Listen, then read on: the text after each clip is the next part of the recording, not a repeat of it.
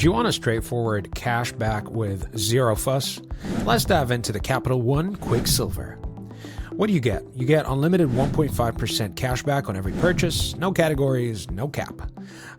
Welcome bonus, typically $200 after spending $500 in the first 3 months. 0% intro APR on purchases and balance transfers for 15 months, then a variable rate of about 19 to 29%. There's no annual fee and no foreign transaction fees, ideal for everyday use or travel. What do you get? You can earn 5% cash back on hotels and rental cars booked through Capital One Travel, plus 1 Capital One entertainment purchases.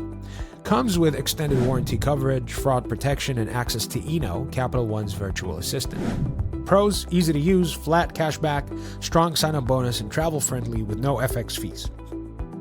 Cons: flat rate only. Other cards offer higher returns in rotating categories. APR can be high post-intro.